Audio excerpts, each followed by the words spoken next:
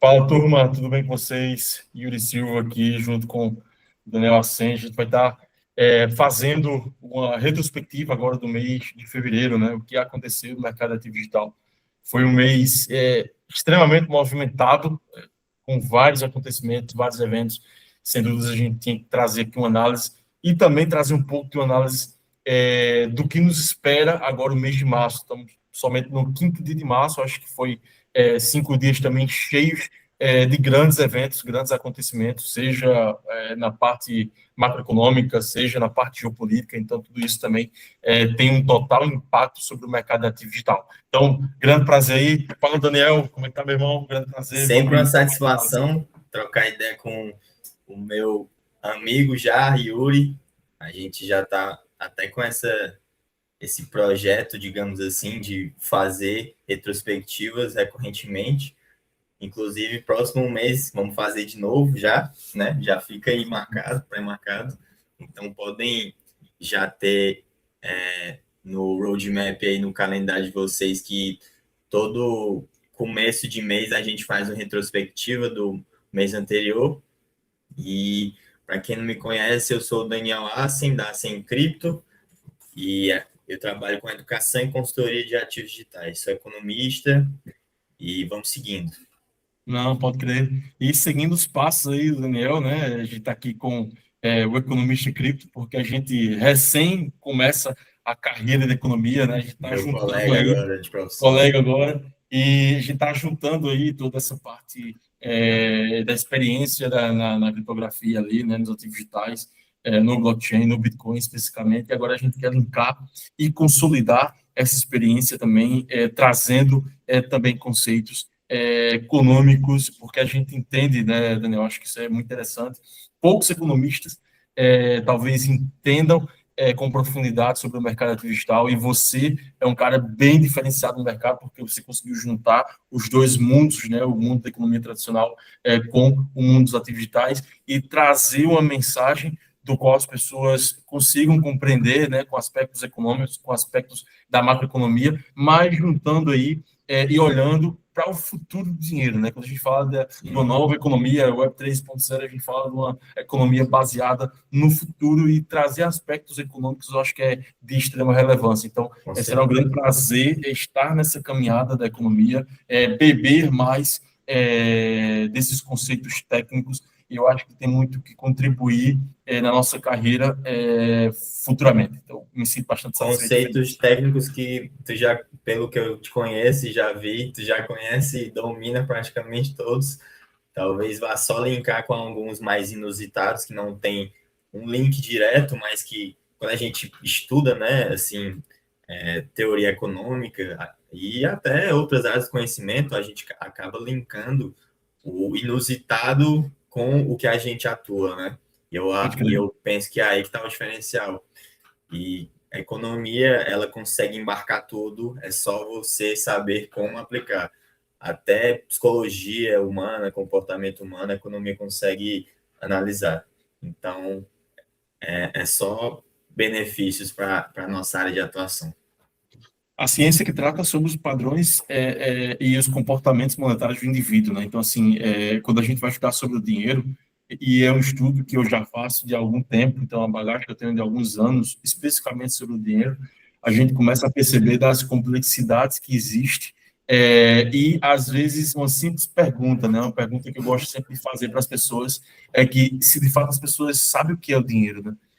E é uma pergunta de impacto. Você verdadeiramente sabe o que é o dinheiro e o que o dinheiro tem e qual o impacto que o dinheiro tem na sua vida. Então, a gente vive uma metodologia transgeracional tão meio que programada, né, que o dinheiro, a gente nunca estudou profundamente sobre o dinheiro, essa é a verdade, né? No As nossas crianças, colégio, nada, a gente não aprende sobre isso. esse é o que eu falei, né? As nossas crianças não entendem profundamente sobre o dinheiro. Consequentemente, os nossos adolescentes, jovens e adultos, e o não entendimento sobre o dinheiro, Daniel, é o reflexo de quê? Da nossa nação, da Sim. nossa civilização, né? Então, quando a gente se depara com o Brasil e vê números como 86% da população atual está endividada, 86% da população atual tem um nome aí em algum órgão fiscalizador, tem um nome sujo, como se chama, né?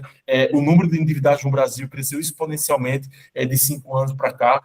A população extremamente viciosa em jogos de azar, tigrinhos, em outras questões de curto prazo, né? Então, nós vivemos uma população de um pensamento de curtíssimo prazo, ficar rico a curtíssimo prazo. Sim. E, consequentemente, a história do investimento, ela vem com outra retórica, né? Aquele que, de fato, consegue ter assimilação da riqueza, é o indivíduo que consegue construir essa riqueza ao longo prazo. Então, veja que a gente consegue quebrar esse paradigma, e é muito difícil quebrar esse paradigma social. Então, acho que a economia é bem interessante por isso, porque, cara, é uma ciência realmente que é bem peculiar, e pode ter certeza de uma coisa, Daniel, uma coisa bem interessante também. A economia, ela resolve muita coisa. Até uma frase que eu analisei em uma das literaturas que a gente estava lendo, que diz que a economia, ela pode resolver muita coisa. Mas, a mesma forma, a economia também destrói muita coisa. Com certeza. Respeito à educação financeira, especificamente falando. Tal indivíduo, ele pode ser bem construído, isso eu falo bem construído em todas as áreas de sua vida, né?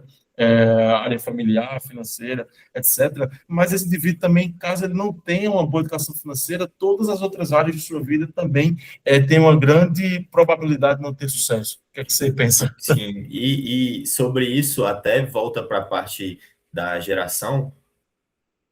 Muitas pessoas crescem, inclusive, achando que o dinheiro é algo imoral, que dinheiro é ruim.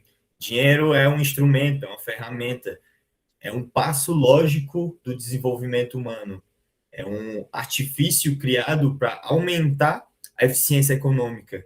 Ele é um meio eficiente de transmissão de valor e aumento de eficácia nas trocas econômicas. Então, é uma ferramenta amoral, ela não tem moralidade, ela aumenta a eficiência. Então, uma ferramenta não tem moralidade, quem tem moralidade é o ser humano. Como ele vai usar, que é outra questão. Então, o dinheiro, é impossível ele ser mau, é um ser inanimado, é um objeto, não tem vida, ele é amoral. Como o ser humano utiliza é outra questão. E as pessoas têm um comportamento de curto prazo e, até entrando em moralidade, um comportamento muitas vezes imoral por conta de como a moeda é tratada pelos governantes. Exemplo, se você está numa geração como a nossa, que a moeda é inflacionada, manipulada ad infinitum, ela está perdendo valor ali, o seu poder de compra, certo? Se ela está perdendo o seu poder de compra, qual o incentivo do indivíduo? A mentalidade, ela se programa para o quê? Eu tenho que viver o agora. O futuro, eu estou perdendo valor. Entra inconscientemente na cabeça da pessoa. Isso. Se eu estou perdendo valor, eu tenho que gastar agora, eu tenho que viver agora. Amanhã eu vou morrer, viver como se fosse o último dia. Essa é a mentalidade que é programada na pessoa. E é aí que entra até a possibilidade, que é o que eu consigo imaginar que o Bitcoin pode fazer, talvez não na nossa geração, minha e do Yuri, mas nas próximas, de reprogramar a mentalidade das pessoas. As pessoas, elas vão conseguir ser mais morais, por quê? Porque elas vão conviver com a moeda que ela não está sendo manipulada, inflada ad infinitum. Uma moeda que tende a se perpetuar num valor, que tende a ter a sua função de reserva de valor bem fundamentada ali. E isso é capaz de reprogramar a cabeça do indivíduo e mudar a moralidade de uma geração. Já pensou? Total.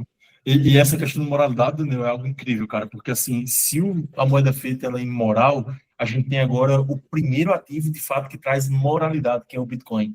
E isso é algo bem legal, eu acho que isso é algo revolucionário, porque as características que o Bitcoin tem de ser um ativo deflacionário, ele vai de encontro à inflação, ao invés de um ativo inflacionário, que é o nosso ativo, né, que é a moeda fiat.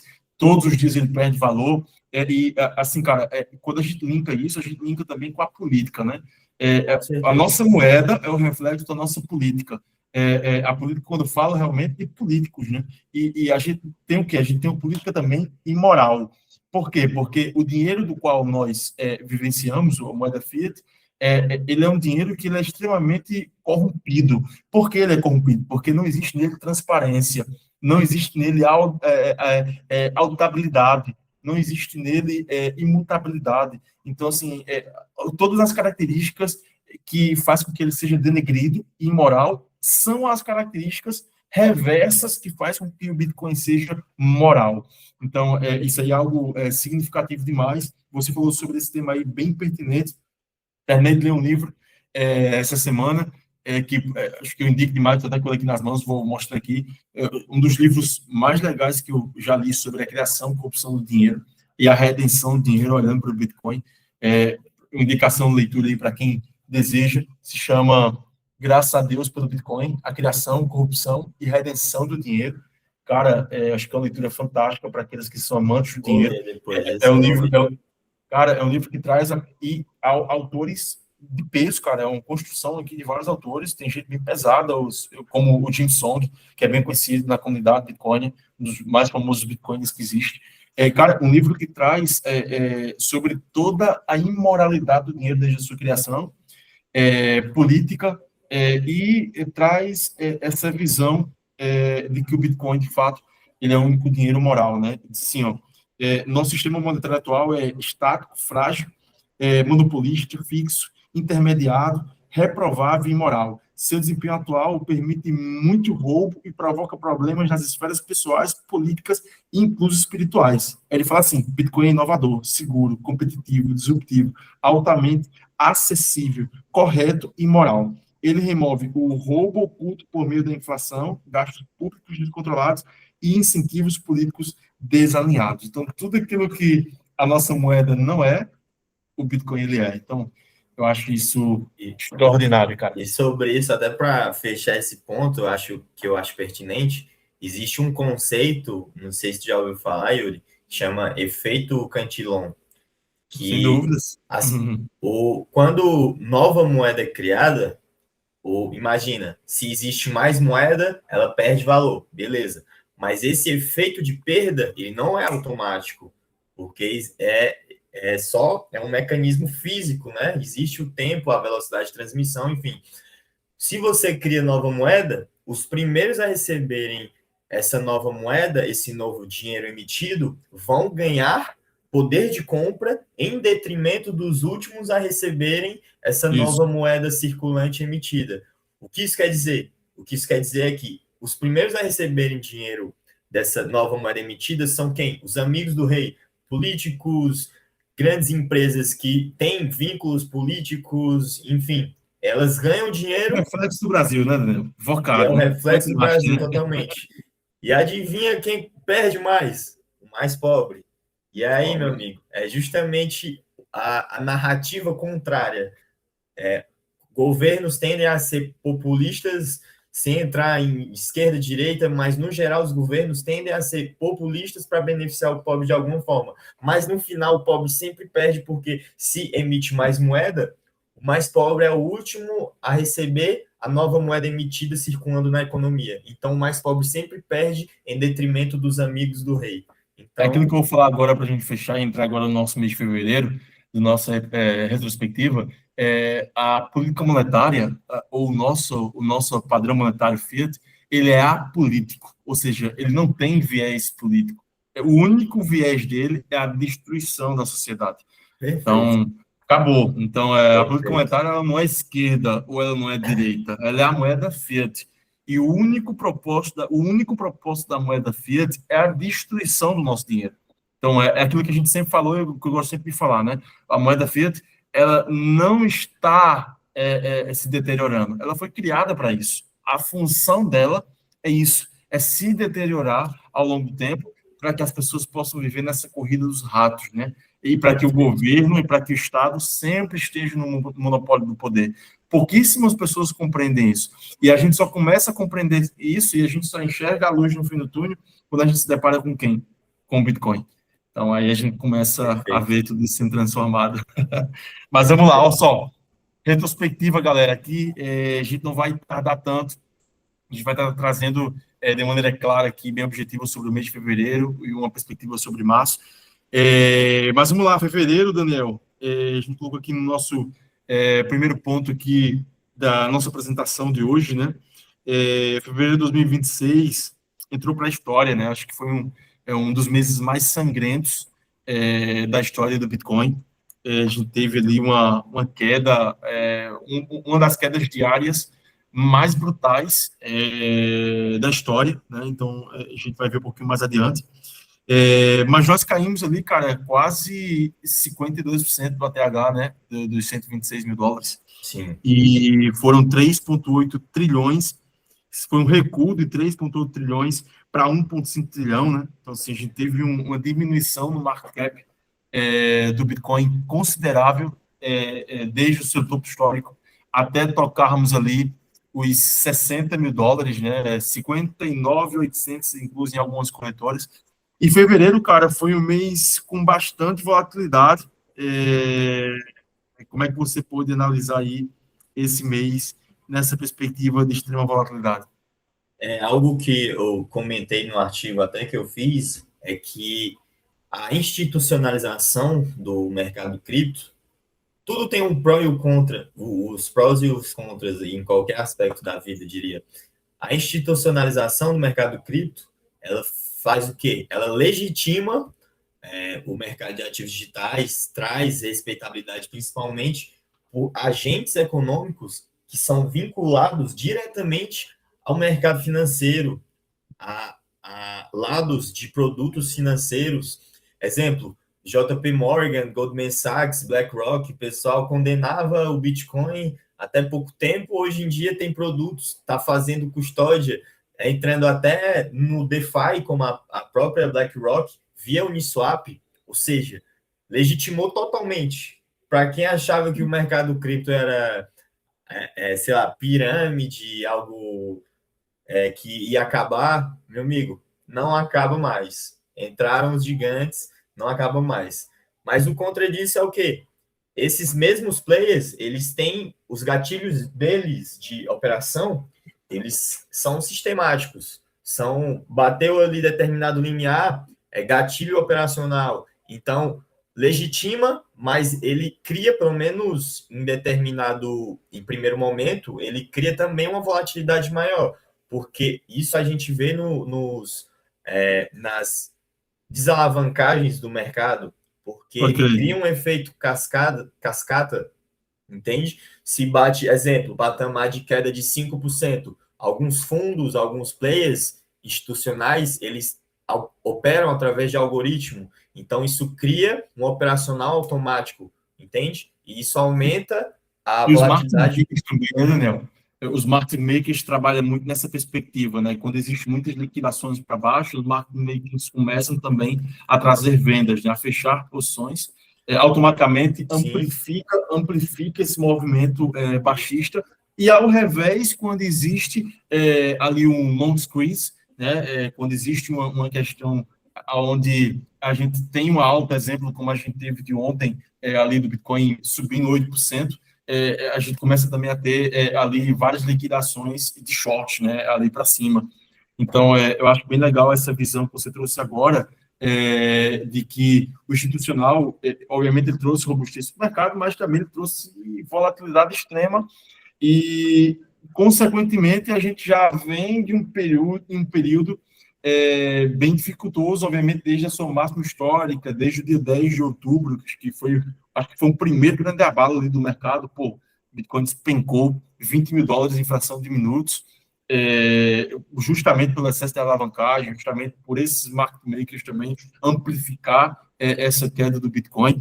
E a gente chegou ali final do ano, janeiro, ainda receoso, janeiro ali na casa dos seus 95, 80, todo mundo se perguntando, pô, não, vamos retornar para os 100 ou vamos entrar em um bear market? Até que ponto seria o bear market? Eu acho que tinha também essa falácia, né? Até que ponto entramos num bear market ou não? Você acredita que, inclusive, ainda tem gente, influência de peso aí no Brasil, falando que, todavia, nós não estamos em um bear market, né? Assim, eu não vejo, obviamente, isso, acho que a gente já entrou, sim, em um bear market. Eu acho que no momento que a gente passou ali suportes, no momento que a gente rompeu suportes importantíssimos do Bitcoin, primeiro ali na casa dos seus $80.000, depois na casa dos seus $75.000, a gente sabe que o preço médio ali da Strategy é 74, a gente sabe que o preço médio do mercado em si está em $80.000, né? O Tree ali a linha de preço médio do mercado ali em $80.000, então, no momento que a gente ultrapassou esses suportes importantíssimos, é quase que impossível a gente não falar que sim, nós estamos em uma tendência de baixa, consequentemente, em um momento de bear market, né? Então, dia 5 de fevereiro, Daniel, foi o dia mais negro, né? Porque aqui, ó, o Bitcoin despencou na faixa de 60 mil, 62 mil, formando a mínima do mês, né? O RSI, de 7 dias, tocou 8,79, nível de mais sobrevenda extrema, né? Raramente aconteceu isso na história, né? O excesso de sobrevenda. A gente teve uma saída líquida de 404 milhões em um único dia, quase $500 bilhão em um único dia dos ETFs. A gente teve ali um saldo negativo que ultrapassou 1 bilhão. A gente teve ali um prejuízo líquido da Strategy de 12,4 bilhões. Então, assim, dia 5 de fevereiro, Daniel, foi considerado ali como o dia mais negro ali do mês, e eu acho que, cara, essa visão ali desses eventos acontecendo sistematicamente no Bitcoin, eu acho que amplificando esse momento de tendência de baixa, amplificando esse momento corretivo, eu acho que trouxe muita volatilidade no mercado, cara, e pegou muita gente de surpresa. Muita gente talvez estava esperando, talvez, o retorno do Bitcoin, e pegou aí essa queda brutal. O que você acha? Volta naquele ponto que a gente acabou de comentar da institucionalização. A gente percebe até que os fluxos de saída grandes foram o quê? Via ETF. E onde é que está o operacional grande dos agentes institucionais? Via ETF. Então, a gente percebe justamente esse ponto que tu acabou de falar sobre a saída de ETF, é a ilustração do ponto que a gente falou do aumento de volatilidade por conta da institucionalização. Mas cabe salientar o quê? Esse aumento de volatilidade momentâneo, ele é em um primeiro momento. Por quê? Porque os gatilhos operacionais que esses agentes econômicos institucionais vão colocar, eles vão ser menores para, exemplo, operação de venda. Se cair determinada porcentagem, ele faz uma venda. Eles criam gatilhos menores porque é um ativo considerado de risco maior do que outros ativos que eles costumam operar, como securities, ações, enfim, whatever. Eles criam esses gatilhos operacionais menores porque eles estão entrando agora. Então, eles têm que lidar com maior cautela, o que é totalmente compreensível. Então, esses gatilhos menores criam uma volatilidade maior no primeiro momento, mas ao longo do tempo, aumenta a liquidez e aumenta o entendimento do valor dos ativos, dos criptoativos, esses gatilhos operacionais, eles mudam, eles refletem o entendimento e a volatilidade tende a aumentar. E só um ponto sobre a volatilidade, que mesmo sendo considerada ainda grande, o que a gente consegue perceber, no final de 2025, ele terminou como um baixo nível histórico de volatilidade do Bitcoin. Ele terminou com a média de volatilidade, acho que 20% a 30% menor do que a média histórica dos últimos anos. Então, ainda assim, a volatilidade está diminuindo, entende? Não, pode crer. Olha só, isso é bem interessante, Daniel. Eu queria perguntar, cara, assim, eu acho que sim, que também a gente vivenciou agora em fevereiro, né, a tempestade perfeita, né, no que diz respeito à geopolítica, macroeconomia. Eu acho que o não corte de taxa de juros ali pelos Estados Unidos, todas as questões de ainda borbulhinhos geopolíticos nessa crise que chegou a estourar de fato agora, mas desde fevereiro a gente já tem ouvido falar muito forte, e o mercado também precifica isso antes. A gente sabe que o Bitcoin é o primeiro a cair uma guerra antecipada, assim vamos falar, e ele é um dos primeiros também a se recuperar. Como Então, está acontecendo agora, como está inclusive. acontecendo agora, né? Então, assim, ele é o primeiro a começar a corrigir. A gente ficava se perguntando, não sei se vocês perguntavam, mas eu especificamente perguntava, pô, o Bitcoin está começando a corrigir, a gente está nesse sentimento negativista, a gente está vendo um fluxo de saídas de ETFs bem contundente, a gente está vendo o índice Coinbase, que é outra métrica que eu gosto muito, eu vou até apresentar aqui para vocês no seu momento. A gente está vendo o índice Coinbase, que é o quê? Que é a força compradora americana, o índice que mede o apetite comprador americano. Se ele está negativo, a gente está no sentimento bearish. Se ele está positivo, a gente está no sentimento bullish. Então, a gente viu o índice Coinbase também negativo, refletindo a não força compradora americana. Então, vários cenários nos estavam dirigindo que a gente ia ter um momento corretivo mais profundo. Foi o que aconteceu. E essa tempestade perfeita, você acha que também isso não tem muito a ver, não?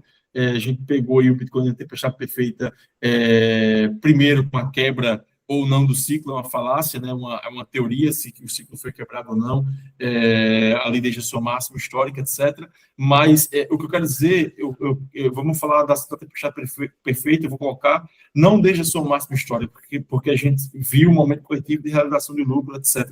Mas eu posso dizer do evento de 10 de outubro, que foi aquele cisne negro ali do mercado. Desde ali, com todas as complicações geopolíticas e macroeconômicas, você acha que isso tudo não fez com que esse apetite institucional ficasse mais receoso e mais precavido, tomando em conta que, uma coisa também que eu quero colocar sobre a mesa, a descorrelação do M2 com o Bitcoin, né?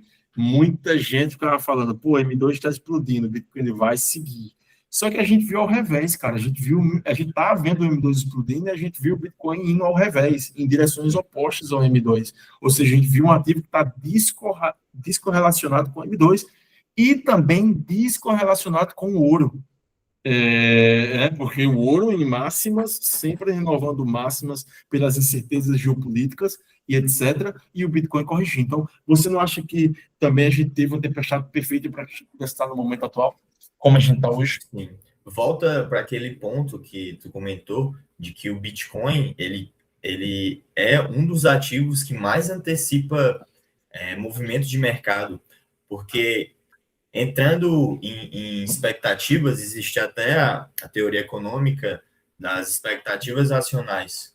Os agentes econômicos, normalmente, eles vão prever algo que vai acontecer no mercado e isso precifica no ativo. Exemplo, muitos comentam como um corte de juros do Fed. Quando se já tem uma probabilidade muito grande de um corte, vamos supor, 95% de chance de corte de taxa de juros. E aí o preço vem aumentando, mas quando tem um corte de fato, ele cai. Isso quase sempre acontece. Por quê? Porque já é precificado antes. Então, o Bitcoin, ele tende a ter esse movimento de ser um dos primeiros ativos que ele precifica antes. Então, por estar havendo vários movimentos geopolíticos, anteriormente era de possíveis guerras, aumento de questões tarifárias, o Bitcoin ele precificava antes. Teve a guerra agora, de fato, Irã e Estados Unidos e Israel, e o que está acontecendo com o Bitcoin? O pessoal já precificava um possível acontecimento, não necessariamente contra o Irã, mas algo nesse sentido ali da região, o Bitcoin vem caindo. E agora que teve, está subindo. Por quê? Porque ele antecipa e costuma ser o first mover. Ele se move primeiro. Então agora ele está subindo. E essa descorrelação com o M2, muito provavelmente é também por conta disso. Porque por eles especificarem, os agentes econômicos especificarem antes possíveis movimentos e está havendo um potencial maior risco geopolítico, o Bitcoin ele antecipa independente do M2, porque o M2 ele de fato tende a beneficiar os ativos de risco. Só que isso a gente chama até na economia ceteris paribus, tudo mais constante, porque a economia envolve muitas variáveis. Se isso. Só está se movendo o M2 subindo, beleza, vai aumentar o preço dos ativos de risco, porque aumenta a liquidez. Se aumenta a liquidez, distribui para ativos de risco, porque o pessoal está buscando maior rentabilidade. Mas isso é tudo mais constante. Se existe uma variável de peso maior, então o peso maior vai influenciar mais do que o M2. E aí que é o que existe agora, né, Daniel? Exatamente. E aí que entra a parada geopolítica. Essa variável eu acho que é muito interessante. Eu dei recentemente um seminário sobre ciclos de mercado, né, falando sobre justamente a não ruptura do ciclo, a ruptura ou não ruptura do ciclo do Bitcoin. E uma coisa que eu me lembro, tocando sobre esse ponto agora, que na minha perspectiva são dois temas que vão mover o Bitcoin daqui por diante. Esses dois temas são macroeconomia e geopolítica, então ele vai estar intrinsecamente ligado a essas duas questões. Então, você falou uma questão bem interessante agora, uma perspectiva incrível, que foi a questão do M2. Inevitavelmente, a gente sabe que o crescimento do M2 traz mais liquidez para tipo de risco, só que a gente está numa tempestade perfeita. É como se tivesse a onda do M2 aqui, mas tivesse um tsunami muito maior sobre ela, meio que abafando, por mais que esteja em alto crescimento. Só que a questão geopolítica e a crise geopolítica está muito mais contundente. Consequentemente, com a crise geopolítica, a gente tem uma pausa um pouco mais prolongada dos cortes de juros, porque a gente tem um aumento de inflação. Acho que a gente já está precificando isso aí também nos cortes ali americanos, né? Estavam precificando cortes em junho, se você perceber, já não está mais. A gente só tem ali em setembro, se não me equivoco, algum tipo de precificação. Então, o que eu quero falar com isso? Que, no final do dia, o segmento geopolítico, ele traz consequências macroeconômicas que traz consequências também no avanço ou não avanço do Bitcoin, ou seja, em um momento lateral, um momento bearish ou bullish. Então, eu acho que esse mecanismo está bem ligado a isso. E a gente vai falar um pouquinho mais adiante aqui, Daniel, que se você puder passar a isso aí para essa página, para essa página de semanas, perfeito. Só para a gente dar um overview aqui, isso. Aqui na segunda semana, leve recuperação técnica, o BTC oscilando entre 67 e 68, ali $1.000. A gente teve ali os detentores de longo prazo também estão começando a enfrentar pressão à medida que a correção continua. Isso é bem interessante, Daniel. Eu gosto sempre de dizer, precisamos enxergar para dois atores dentro do mercado. Algo bem interessante que a gente vai fazer na análise on-chain, que é minha área também de especialização. E eu olho sempre para dois indivíduos, o STH e o LTH, ou seja, o Short Term Hold e o Long Term Hold. O que esses dois indivíduos estão fazendo? O Short Term Hold, que profundidade? E o que são Short Term Hold? São aqueles que detêm Bitcoin há menos de 155 dias. Tá? Aquele pessoal de curtíssimo prazo. E os long term holds são aqueles que detêm Bitcoin há mais de 155 dias. São os monges diamantes, né? São aqueles que não vendem Bitcoin por nada. São aqueles que adquiriram Bitcoin a $6.000, $8.000, $10.000. É uma galera que está em lucro. Só para você ter ideia do lucro dessa galera, 86% dos long term holds estão no lucro, todavia. Ou seja, Bitcoin está caindo a $60.000, não importa. A galera está no lucro, tá ligado? A galera não vai vender. Sabe quando chega a preocupação, Daniel? É quando essa galera, os long-term holds, eles começam a despejar, eles começam a vender. Pô, aí tua antena tem que estar levantada, aí tu tem que começar a dizer, peraí, o buraco vai ser mais embaixo, porque essa galera tá começando a vender. O que é que eles estão prevendo ali que não tá enxergando algo nesse então, por isso que é bem interessante, por isso que é bem legal a análise on-chain, porque eu gosto sempre de dizer isso, que a análise on-chain,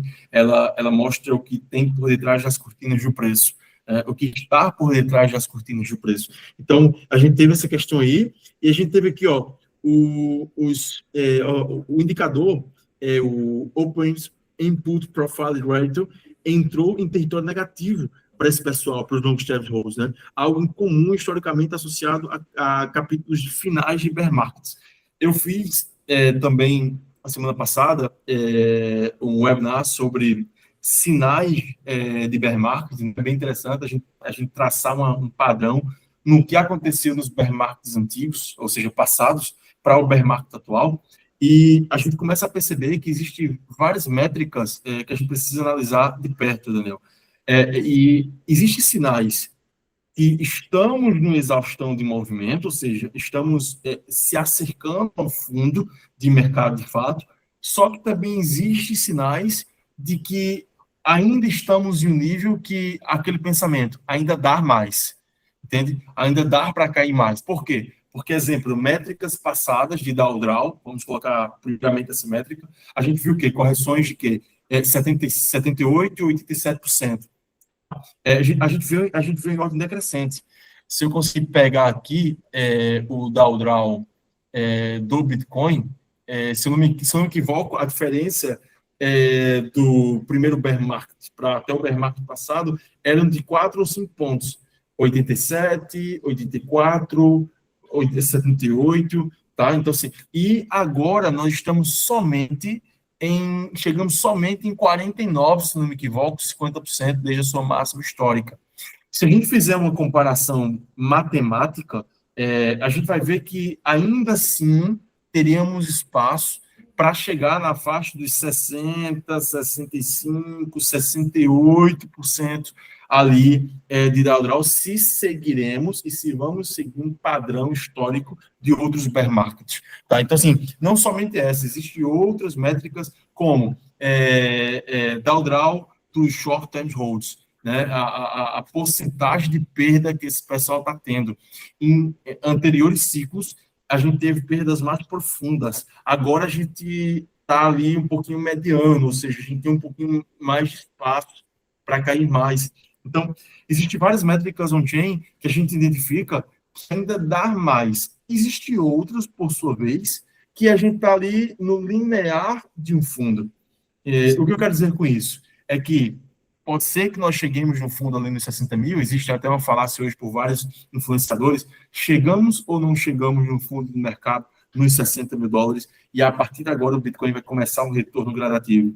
Eu, especificamente, pode ser que eu esteja equivocado e vai ficar gravado aqui, mas eu, especificamente, acredito que ainda temos espaço para levar uma pressão maior.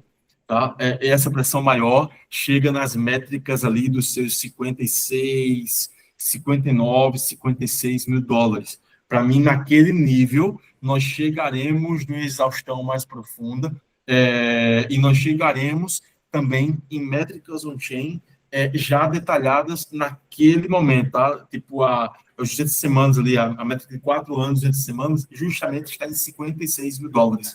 Então, eu acredito que temos espaço de correções mais profundas, principalmente, Daniel, se esses dois fatores, eles se agravam. E os dois fatores que eu acabei de mencionar, que o Bitcoin, na minha perspectiva, vai seguir esses dois fatores, que é o setor geopolítico e o setor macroeconômico. Nós não sabemos até que ponto essa guerra vai durar. O Donald Trump fala de 4 semanas, né? 4 semanas ou 5 semanas. Primeiro ele falou de uma semana, depois ele esticou para 3. Hoje ele já está falando entre 4 meses. Entende, né? Entre 4 a 5 semanas. A mesma retórica da guerra entre a Rússia e a Ucrânia, né? Todos nós pensávamos que ia ser uma guerra que ia durar 1 mês, 2 meses, já vamos para 4 ou 5 anos arrastando esse conflito, né? Então, assim, o Irã, eu até vi uma declaração hoje do ministro lá, né? Da relação, o cara disse assim que a vida inteira eles se prepararam para esse conflito e que eles estão prontos para que essa guerra seja uma guerra duradoura. Cara, os caras têm milhares de drones, daqueles drones kamikazes, cara. Os caras fabricam mais de 300 ou 400 unidades por 15 dias. Cada quinzena, os caras fabricam 300 ou 400 unidades daqueles bichos. Imagina a quantidade de drone que não está sendo fabricado nesse exato momento ali no Irã. Então, assim, pode ser que eu esteja equivocado e, se Deus queira, eu esteja equivocado no prolongamento desse conflito, porque, obviamente, ninguém quer que essa guerra se arraste, mas eu tenho um pensamento que, sim, nós vamos arrastar por todo o decorrer desse ano. Consequentemente, a inflação dos Estados Unidos ela vai ser afetada, consequentemente, nós não teremos corte de juros, consequentemente, nós teremos ali uma queda de 10% a 12% nas bolsas americanas, tá? Principalmente no segmento de tecnologia, e é um dos pontos que a gente vai falar aqui, dessa correlação do Bitcoin com as ações de tecnologia que a gente está vendo atualmente, e, consequentemente, também a gente vai ver um aprofundamento maior do Bitcoin ali na faixa dos seus 59, 56 mil dólares até o retorno. Isso é um achismo, tá? Claro, baseado também em métricas, não é um achismo baseado somente no meu pensamento, mas em métricas on-chain, porque existem várias métricas que defendem essa visão, mas eu acho que sim, a gente ainda vai ter um abalo mais forte no mercado. E não se esqueça, tá? E finalizando aqui para passar a palavra para ti. Não se esqueça essa frase que eu vou falar agora. Momentos de bear market, existe altas do Bitcoin. Tá? Mais Sim. uma vez, momentos de bear market, existe altas do Bitcoin. Incluso existe meses em bear market que o Bitcoin performa 8, 7, 5, 6, 7, 8%, mas não significa que ele quebrou a tendência de baixa. Qual seria essa quebra na minha perspectiva? Bitcoin acima dos 75 mil dólares, com volume e com força, e Bitcoin ultrapassando os 80 mil dólares.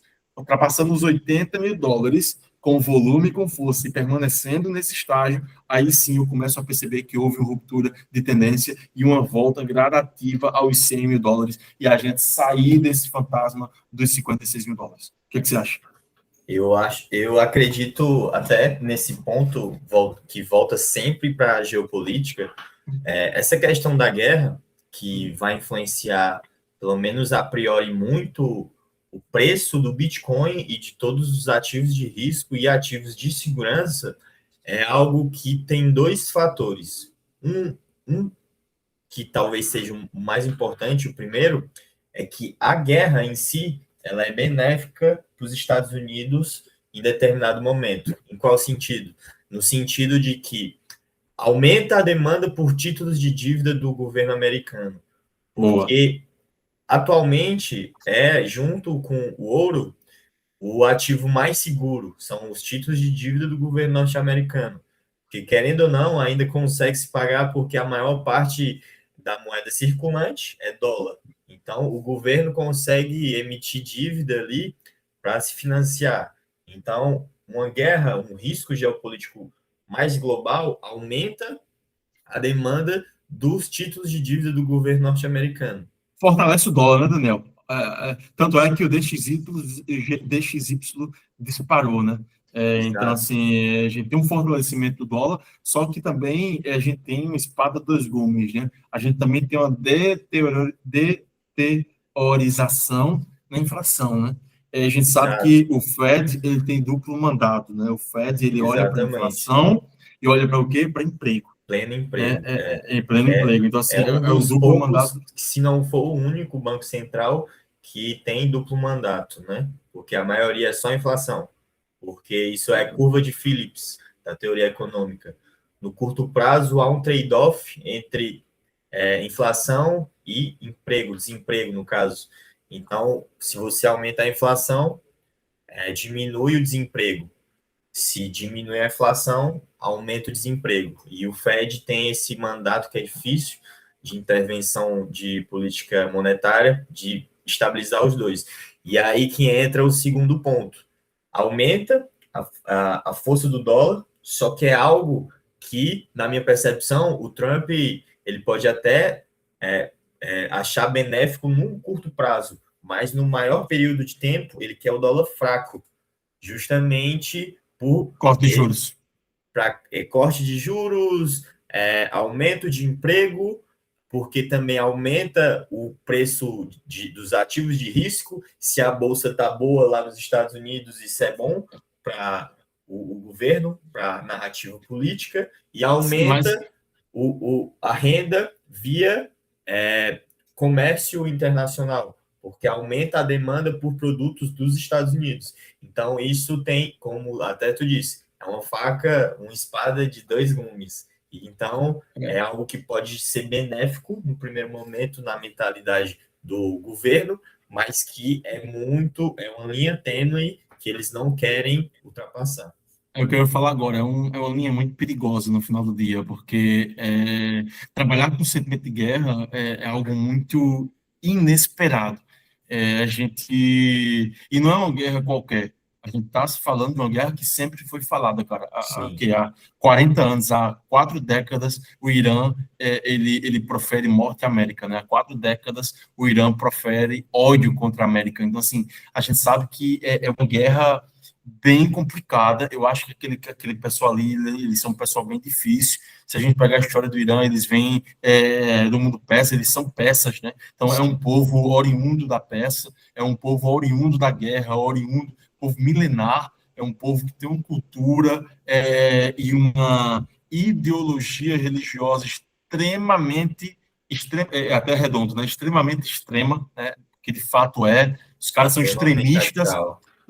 extremistas ao ponto realmente de desejar, de fato, morrer para que, de fato, eles cumpram o seu papel e cumpram a sua missão. Então, assim, nós não Morte aos sabemos... os infiéis. Então, é uns caras que têm uma retórica extremamente radical. Então, assim, nós não sabemos até que ponto isso possa se agravar, até que ponto o caos possa ser instalado. Não sei se você viu, Daniel, cara, isso me deixou meio perplexo hoje. Eu já tinha visto, já tinha analisado, mas hoje uma outra análise de outra pessoa me deixou um pouco mais temeroso, essa é a palavra. A revista do The Economist, né? Economist, aquela revista anual, né? Que eles traz a capa, uma capa futurística do que vai acontecer em 2026. Cara, e aquela capa, velho, é sinistra, cara. Aquela capa desse ano é sinistra. Aconteceram já várias coisas que estão naquela capa, cara. Assim, olha que loucura esse negócio aqui, velho. Cara, sabe que capa louca de míssil, só guerra, míssil, guerra. Isso rolou em janeiro, velho. Isso rolou em dezembro, velho. Mas eu quero que tu vê que peculiar sobre Irã. Só para ver tua leitura aí. Sobre agora Irã e Estados Unidos. O que é que tu consegue ver só nesse detalhe aqui da capa? Deixa eu ver se eu consigo enxergar. Eu vejo o Trump ali. Trump tá aqui, perfeito. E os Boné. mísseis. Tem uma espada Perfeito. ali. Talvez seja Mísseis, mais espada. ali do lado, acho que é o Kim Jong-un. Mas sobre Irã, especificamente. Eu nem Esse tinha visto navio essa... persa. Navio peça, velho. Lá, Caraca, me arrepiei, velho. Caraca, velho. Um navio peça tá no meio da parada, velho. Que loucura. Como é que os caras sabiam que explodia essa guerra no Irã e nos Estados Unidos, velho? tá doido, mano. Não, é porque você não. Se você para hoje de noite para ler, e tem mais detalhes aí, pô. Que você nem vai se ligar. Eu, inclusive, vou até parar para ver com mais detalhes essa capa aí, depois que eu vi Me essa manda o análise. link aí. Depois que eu vi essa análise de hoje, SDC, eu vou até te mandar o link da menina que está analisando. Ela analisou com detalhes essa capa. Cara, é um navio peça, e você não vê aí, porque eu não tô abrindo com detalhe, velho. Mas tem um olho aqui, ó. No navio aqui, ó. Eu tô botando aqui, ó. Tem um olho. O que é que tu pode identificar mais nesse navio peça? Que é o mais pesado. E o cara tá segurando, acho que uma ogiva nuclear, né? Cara, fez a leitura perfeita, velho. Ele tá, tipo, entregando, velho, uma parada, tipo, pro mundo, tá ligado? A leitura da menina foi que, tipo, o Irã, as peças, vão surpreender a humanidade e os Estados Unidos, entregando como um cavalo, ela botou como ela botou até a palavra, presente de peça. Um presente de peça. Que ela Presente dá, de peça seria um cavalo de Troia. isso, como um cavalo de Troia, que ela dá para entender que sim, pode ser um armamento nuclear. Pancada não. Interessante. Não, tipo assim, imagina. Não, e o que é que aconteceu em janeiro? Diz aí. Janeiro. Sim, Estados Unidos prendeu quem logo em janeiro? O cara lá da Venezuela, Maduro, né? Maduro. E quem tá com essa mão algemada aí de azul? E a foto de Maduro? E a foto de Maduro de azul, algemado? Verdade. A foto de Maduro algemado. Em que dia Maduro foi preso? No dia que completou 250 anos, uma comemoração dos Estados Unidos, olha só. E o Caramba. cara tá. É Cara, tudo não rolo, né? interligado.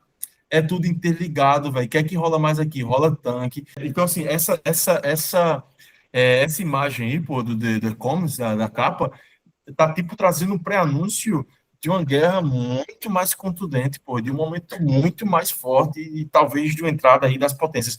O que é que caracteriza uma guerra nuclear? Potências nucleares está participando dessa guerra. Estamos, todavia, na Terceira Guerra Mundial? Não. Estamos em um conflito entre Estados Unidos, Irã, etc. Mas a Terceira Guerra Mundial ela só vai se consolidar quando ou Rússia, ou China, ou Índia entrar. E eu considero também o Japão. Então, quando esses quatro indivíduos entrarem... Agora aconteceu recente, nesses dias, um míssil que foi desviado Turquia. que caiu na Turquia, que é membro da Turquia. OTAN.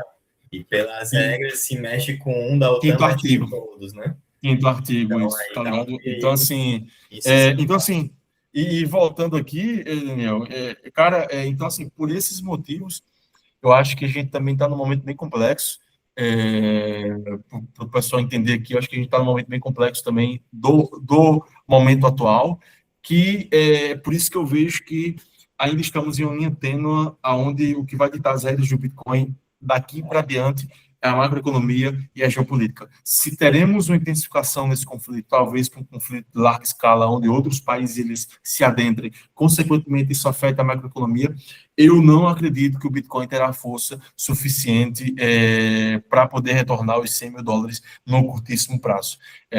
Por sua vez, se a gente vê uma estabilização das coisas, talvez um momento de paz ali, e a gente, consequentemente, vê ali uma política monetária já disposta a cortar juros ali a partir de junho e julho, aí a gente sim possa ver Bitcoin ultrapassar os US$ 80 mil e ir embora ainda esse ano. Então, eu estou mais nessa visão. O que você acha?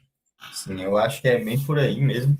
Dificilmente no curto prazo ele vai romper 100 mil, e acho que também dificilmente até os 80, mas dependendo do caminhar dos fatores, dos eventos geopolíticos, assim, entrando mais na questão do preço, eu acho que ele vai tender ali para ficar entre os 60 ou 65 a 75 mil dólares, mas por conta lá dos fatores on-chain lá dos long-term holders, que eles estão sustentando, apesar de que teve alguns movimentos de baleias indo para exchange, não teve muita venda, mas normalmente quando a baleia vai para exchange é para vender, né?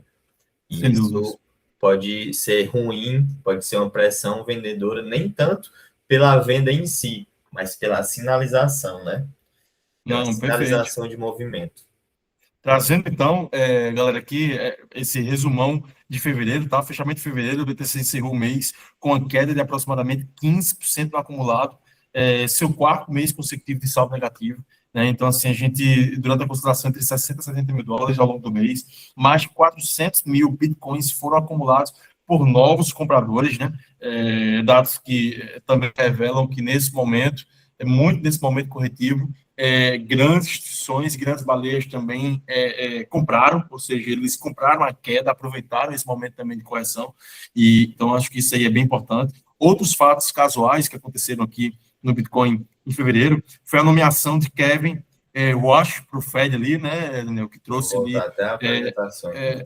volta ali, então, outros casos, um caso bem interessante que teve no mercado foi a nomeação de um cara que ele está bem alinhado com a política ali do Trump de corte de juros. Então, assim, veremos como ele vai se comportar a partir de então. Até vi um artigo essa semana falando que ele não vai poder fazer milagre diante do cenário atual que nós estamos, geopolítica, macroeconômica, etc. Então, pode ser que mesmo com a entrada desse indivíduo que é bullish, que tem um termo econômico, né, que também fala para um cara que é mais pretensioso a corte de juros, né? Dovish. Isso, então, um cara que tem esse pensamento, por mais que ele tenha esse pensamento, pode ser que ele não consiga, nesse momento, trazer corte de juros ali para o Federal Reserve. Depois a gente teve saída dos ETFs, 909,94 milhões nos ETFs, então foi bem contundente as saídas ali nos ETFs, acho que isso aí também trouxe uma amplificação nessa queda. E correlação com o tech, né? Aquilo que eu falei, né? O Bitcoin manteve correlação elevada com o setor tecnologia americano ao longo de fevereiro. Investidores realizavam globalmente os retornos gastos por milhões em infraestrutura de IA. A gente teve impacto em vários índices que caíram, Paladin, menos de 9%, Oracle, menos de 30%. Então, assim, a gente também teve esse reflexo, né, de fevereiro, Bitcoin bem correlacionado com ações de tecnologia. E isso, o pessoal tá, até muitos analistas andam comentando muito que o Bitcoin ele tá agindo como se fosse um beta do mercado tech. Só que o que é que eu penso sobre isso? Não é que ele seja analisado, pensado, o Bitcoin no caso, como um ativo tecnológico. Na minha percepção é o seguinte: o setor tech ele está alavancado. Tudo bem que em outros cenários econômicos já esteve mais, beleza. Mas ainda assim ele está alavancado, existe até sempre o burburinho, é bolha IA, não é bolha IA. ainda, tipo, na minha percepção, tem essa tendência a ser bolha, mas a IA ainda está conseguindo aumentar a produtividade e a receita de várias empresas. Mas ainda assim, voltando para a parte do beta, do Bitcoin ser classificado como um ativo quase tech, é o seguinte: por esse setor estar alavancado, ele vai refletir preço primeiro, porque o pessoal vai logo no que classifica como mais risco. Então, os agentes econômicos estão classificando o setor tech como a parte mais arriscada e, junto com isso, o Bitcoin. Então, é por isso que ele tende a refletir e ter uma correlação muito parecida com o setor tech. Mas não Boa. significa que os agentes econômicos percebem como tal. Significa que eles estão percebendo, em termos de risco, parecido, por conta dessa alavancagem. Mas não significa que, porque eu já até ouvi falar, não é mais reserva de valor, é ativo tecnológico. Negativo. É por conta dessa análise de classificação de risco. Risco parecido, mas fim diferente. Boa, boa, boa. Legal demais. E eu acho que isso aí faz muito sentido, Daniel. Eu acho que, assim, existe esse discreto, até de pessoas que estão no Bitcoin, mas não estudam Bitcoin de maneira profunda, e a gente fica meio que, pô, a gente tá vendo o ouro disparar, a gente tá vendo o M2 disparar, mas o Bitcoin, ele tá tímido, o Bitcoin está corrigindo, o Bitcoin está se alinhando a ações de tecnologia, etc. Então, a narrativa do ouro digital, ela foi destruída, foi desfeita, etc. Então, assim, eu particularmente também não vejo dessa forma. Eu acho que a gente está no mercado bem dinâmico, todavia, a gente tem vários atores que fazem com que o mercado esteja em correção. Não vamos nos esquecer também da entrada forte dos derivativos, né, de opções institucionais. A gente tem ali o Max Payne, a gente tem ali a dor máxima de mercado, onde a gente existe uma concentração mais forte de puts e de calls, ou seja, a gente também tem um centro de gravidade que impulsiona o Bitcoin, seja para cima ou seja para baixo, de acordo de como o mercado de opções está funcionando. Então, a gente tem vários outros fatores, cara, hoje no Bitcoin que está meio que ditando as regras no curto prazo, mas não necessariamente ditando os seus fundamentos. Isso é algo distinto. A gente não pode confundir o momento de curto prazo e o segmento que o Bitcoin está tomando com os fundamentos que ele mesmo possui, do qual, todavia, em nenhum momento ele foi alterado, em nenhum momento ele foi modificado. Então, é por isso que, ainda assim, eu acho que o Bitcoin ele vai passar por uma prova que vai se alinhar mais com esse pensamento de ouro digital. Eu acho que o mercado ainda não passou por isso, acho que o mercado em si passará por essa prova. Talvez seja algo da minha visão, ou talvez algo futurístico, mas eu acredito que o mercado precisar ainda do recurso do ouro como reserva e não vai tê-lo. A gente sabe que o ouro ele não é totalmente auditável, assim como a gente pensa que ele é. Perfeito. Então, eu acho que vai chegar em um momento da história onde precisarão desse recurso do ouro e não o terão, e aí o Bitcoin ele vai estar como protagonista, sendo o ouro 100% auditável e 100% transparente, então, assim, e 100% escasso. Então, eu acho que chegará um momento, ainda não, mas chegará um momento onde as atribuições, os atributos do Bitcoin vão superar as deficiências de atributos que existem no ouro. Então, não sabemos qual será esse momento, mas eu acredito que em determinado momento da história nós vivenciaremos essa questão, onde o Bitcoin ele vai sobressair cada vez mais. Mas, cara, chegando aqui para uma complementação, Daniel, a gente já falou aqui do finish de fevereiro. Eu só falar aqui rapidamente do Ether, né? O Ethereum registrou um desempenho ainda mais negativo do que o Bitcoin no acumulado do mês. A gente teve ali 32%, 35%, mais ou menos, de queda. A gente teve ali, cara, uma saída de 490 milhões, né? Então, assim, a gente vê também que o Ethereum sofreu, eu acho que está muito relacionado também com o Bitcoin, né? Muito do que a gente está sofrendo no Bitcoin também está refletindo nas principais altcoins do mercado. Solana baixou para 76, se não me equivoco, nessa correção também, 75, 76 dólares. Agora está dando um respiro de novo, voltando para casa dos 80. Mas eu acho que é isso, a galera que talvez está esperando ainda aí a grande explosão das altcoins, eu acho que eu só dei um pouquinho de book, tem US$ 88 mil. O Ether chegou a 2.000, né? Mas chegamos até 1.700 aí em valores mais difíceis. Mas eu acho que as principais altcoins seguirão sofrendo, porque eventualmente o Bitcoin não vai encontrar, todavia, um caminho de retorno tão rápido assim. Sim. Volta para o ponto que a gente até fala de beta, que a gente acabou de comentar sobre beta, os outros criptoativos não, mas as altcoins, né?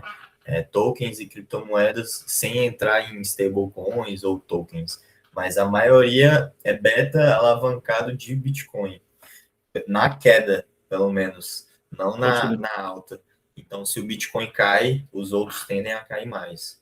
Não, pode Obviamente que crer. nem todos, mas a maioria vai seguir esse caminho. Então, enquanto o Bitcoin não se estabilizar, as outras vão tender a performar de forma ruim. Mas ainda assim, a Ethereum, entrando especificamente nela, que a gente está comentando, ela segue forte em termos de adesão de infraestrutura, que é o case dela.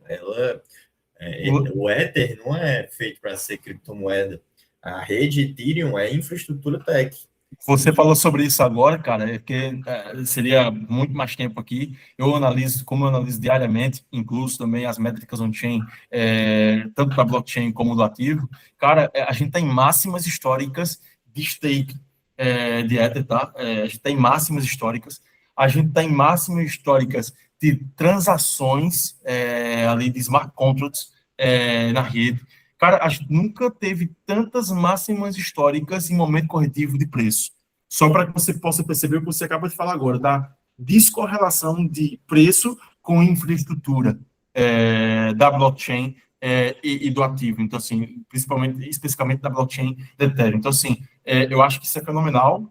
Eu acho que o mercado institucional identificou e já elegeu a Ethereum como uma infraestrutura para tokenização.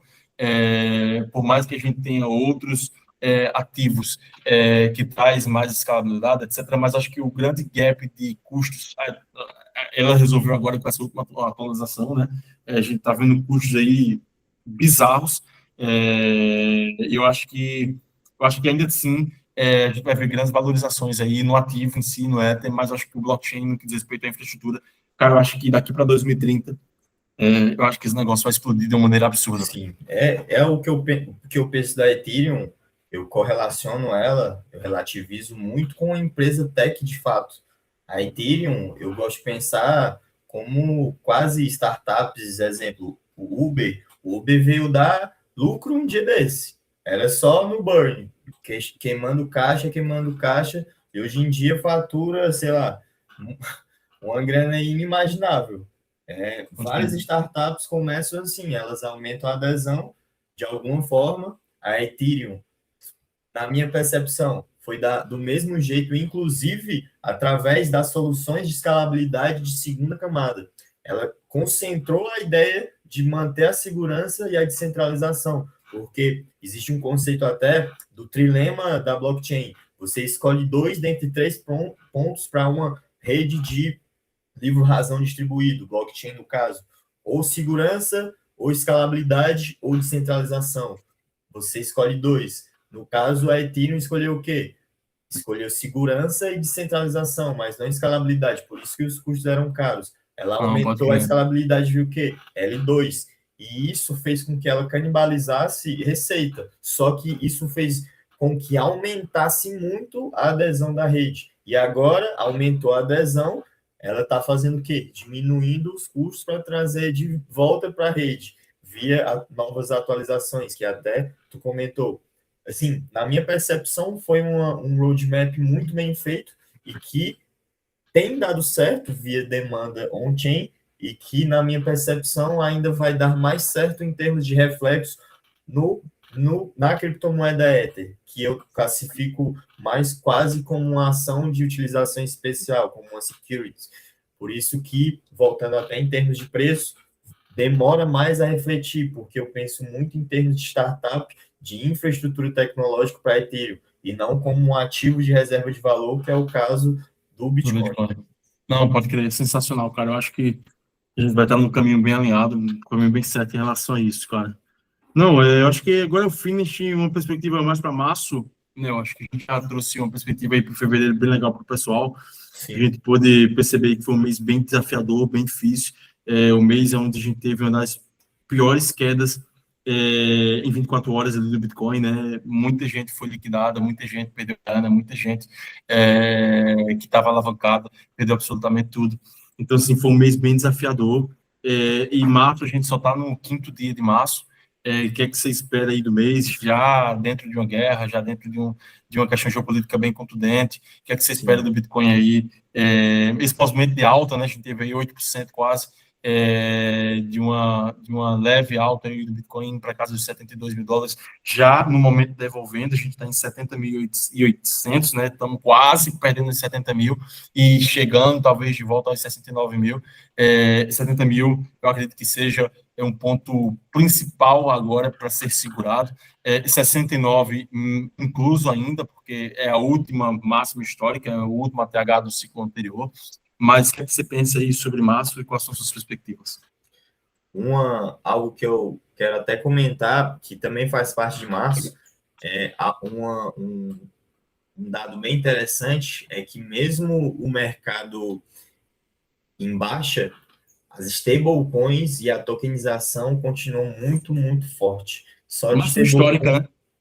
já não sei se rompeu, mas estava, na Isso, última vez rompeu. que eu vi, 300 bi de dólares só de 310 stablecoin. agora. Porra, é muito dinheiro.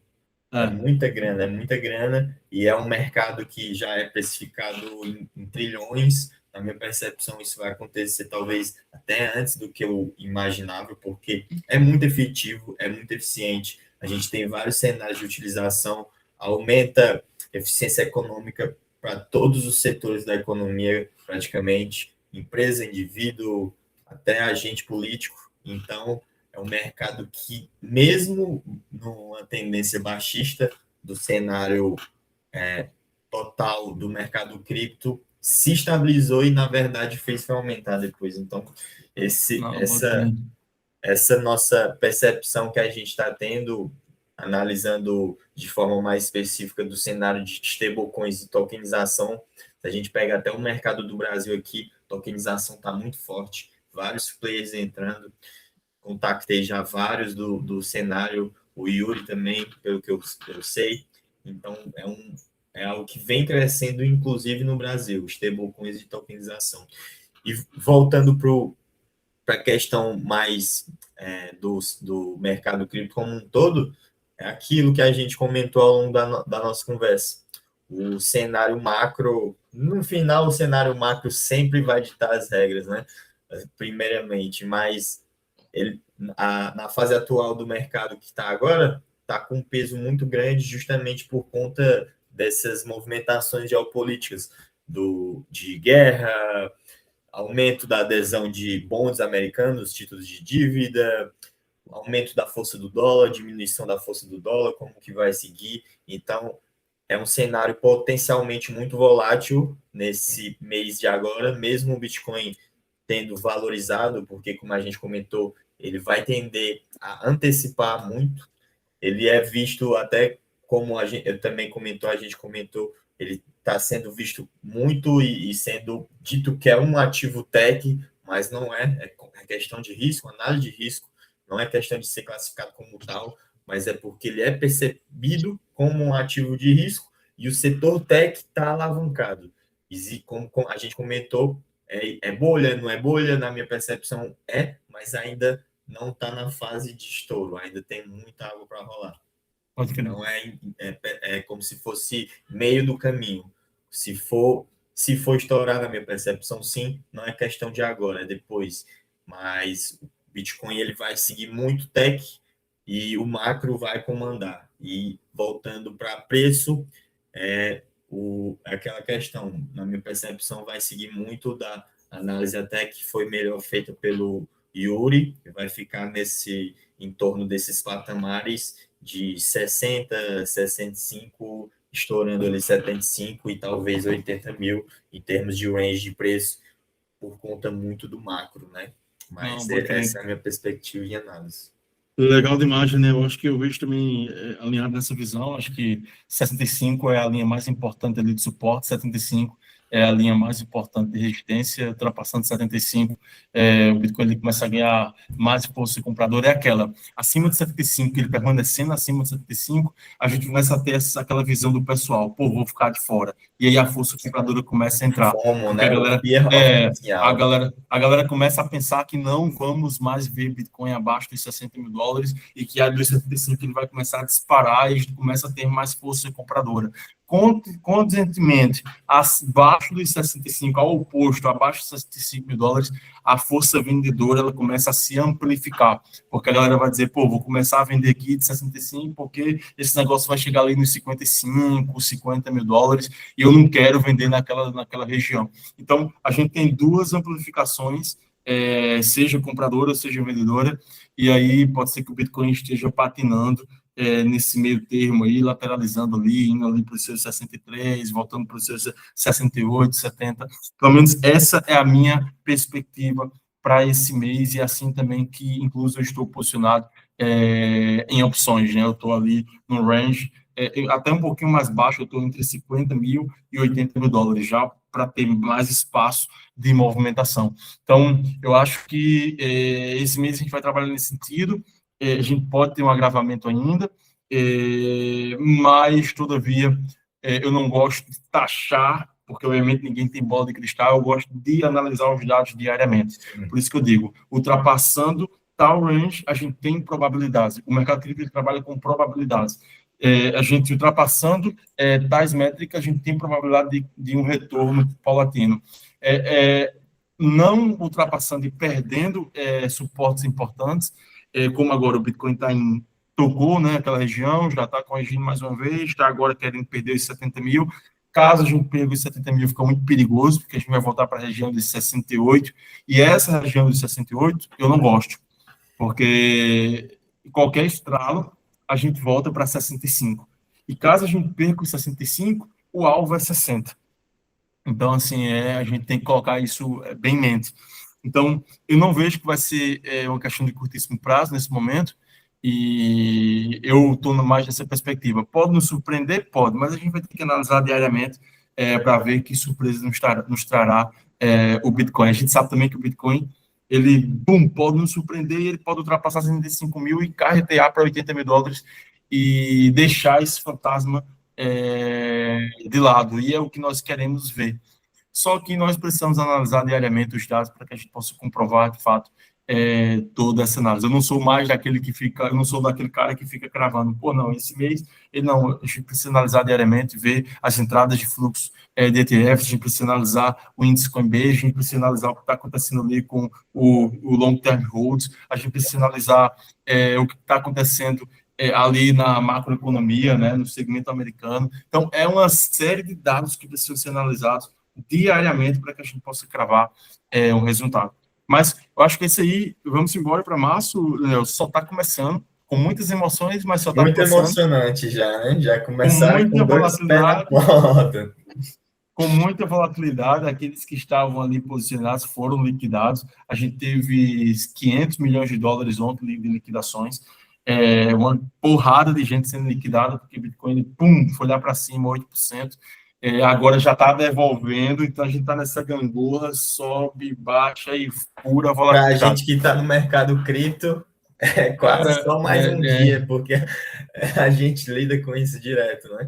Agora, eu para os novos especificamente, entrantes, é loucura. Então, assim, eu especificamente, cara, eu sempre falo isso, espero que ele fique nessa faixa de preço, abaixo dos 70 mil dólares por muito tempo, cara. É o meu desejo pessoal, porque aí nos dá mais possibilidade de comprar Bitcoin mais barato e de acumular de maneira mais barata. Para aqueles que não têm acesso a tanto dinheiro assim, eu acho que é a forma mais eficiente de se acumular satoshis.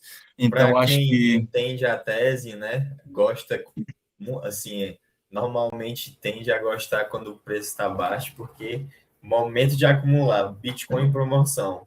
A gente que entende a tese sabe que o Bitcoin no médio e longo prazo vai tender a performar bem demais. Então é inevitável, algo cara. até que eu tento passar Eu, para potenciais clientes, cara. é bom momento de entrar, ruim momento de entrar. Dependendo do criptoativo, tem que ser analisado ponto a ponto. Mas no caso do Bitcoin, é Comprei um em ótimo 80, momento. eu disse, pô, vou começar a comprar queda. Comprei em 80, fiquei triste. Pô, comprei sim, em 80, bacana. Comprei em 70, comprei em 60 e pouco, não peguei 60. Eu tava doido para pegar os 60, só que é aquela coisa, né, que eu sempre falo com a minha esposa. Quando ele começa a corrigir, é o momento que o cara tá sem grana para comprar. Aí quando ele começa a subir, é o momento que o cara tá com grana para comprar. Então, assim, mas não tem nada.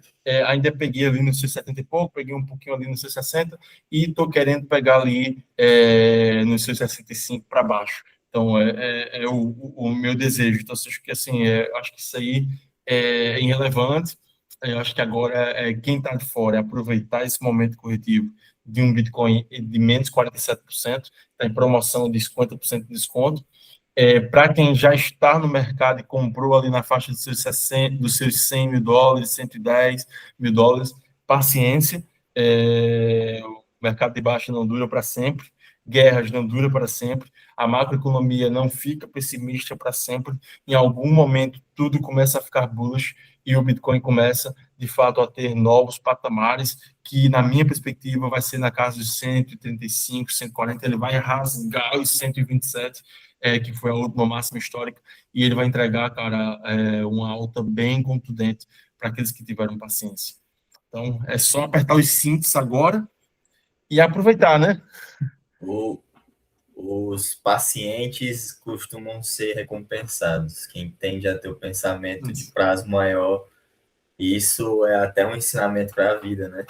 Os pacientes costumam ser recompensados melhor do que os impacientes. E deixa falar quem disse que o Bitcoin morreu de novo, né? Pela sua Normal. milésima e milésima vez. A gente vai chegar em 50 mil dólares, vai ter economista falando que o Bitcoin vai tocar 10 mil dólares, que o Bitcoin vai tocar 5 mil dólares. Cara, eu vi análises, essas quedas aí de economistas falando que o Bitcoin vai tocar 3 mil dólares. Pô, deixa eu falar. Então, assim, para aqueles que têm certeza da tecnologia em si, da infraestrutura, elas sabem que o preço ele vai chegar. Então, assim, E não mais é que isso, questão. né? Isso é um aspecto técnico, mas tem um aspecto, eu diria, até a gente comentou um pouco, ideológico barra moral. Não é nem questão de lado político A ou B, é questão de indivíduo. É algo que traz um benefício para o indivíduo. Então, para quem acredita, eu nem gosto tanto dessa palavra, mas eu acho que se enquadra no empoderamento do indivíduo, na independência do indivíduo, na moralização benéfica da vida de um indivíduo através do Bitcoin, sabe que isso aí é só ruído. No médio e longo prazo, o Bitcoin é quase salvação, eu diria. Vamos para cima. Galera, vamos junto aí. Obrigado aí pela análise, Daniel. Fevereiro, vamos para o mês de março. Tranquilo. Final de março a gente volta por aí. Estou Fica vendo aqui as marcado aí notícias. já. Estou vendo aqui as notícias, cara, Irã começa a lançar míssil em Doha, no Catar, em Abu Dhabi. Eu acho que os caras vão comer ali o Oriente Médio, cara, de míssil. E, cara, vamos ver aí Segurem os aonde a gente vai cintos. parar, onde vai parar aí, né? É, nessa guerra aí, em tudo que a gente está vivendo. Mas vamos junto aí, sigam aí o Daniel, sigam a Sem Cripto, E a Escola Bitcoin. Escola E Bitcoin e Yuri também. Sigam lá. Para quem não sabe, o Yuri faz um trabalho incrível, extremamente moral com a Escola Bitcoin. E é um cara que tem conhecimento absurdo. E a gente está logo sempre junto mais. agora.